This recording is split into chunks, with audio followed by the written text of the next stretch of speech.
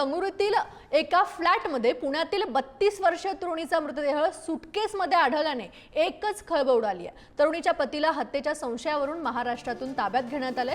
पोलिसांनी दिलेल्या माहितीनुसार पीडित गौरी खेडकरच्या पतीने घर मालकाला फोन करून फ्लॅटमध्ये त्याच्या पत्नीचा मृतदेह असल्याची माहिती दिली। त्यानंतर घरमालकाने पोलिसांना हा प्रकार कळवला।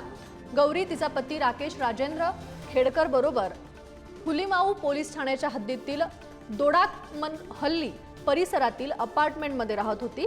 राकेश एका खासगी कंपनीत प्रोजेक्ट मॅनेजर म्हणून काम करत होता। दरम्यान बंगळुरू पोलिसांनी पती राकेश खेडकरला महाराष्ट्रातून ताब्यात घेतल्याचं पोलिसांनी सांगितलं।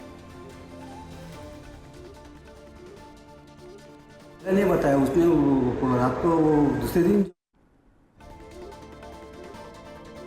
तर महत्त्वाची बातमी आपण बघतोय। 2 वर्षापूर्वी गौरीचं आणि राकेशचं लग्न झालेलं होतं आणि तिचा मृतदेह सुटकेसमध्ये सापडलेला आहे। तिची हत्या झाल्याचं समोर आलंय आणि मृतदेह सुटकेसमध्ये टाकून पळालेला पती आता पोलिसांच्या अटकेत आहे। गौरी खेडकर असं या तरुणीचं नाव आहे।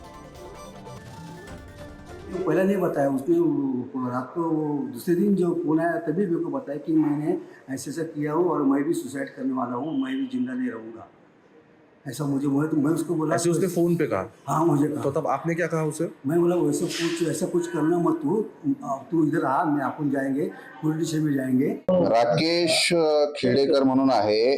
काल रात्री त्यांना पोलिसांनी अटक केलेली आहे आणि सातारा पोलिसांनी केलेलं आहे अटक त्यांना, आणि त्यांना आज सकाळी आपल्याकडे साधारणतः 8च्या आसपास आणलेलं आहे आणि त्यांनी फिनाईल आणि अजून एक जे आपण झुरळ मारण्याचं औषध आहे ते त्यांनी केलेलं आहे असं त्यांनी माहिती दिलेली आहे।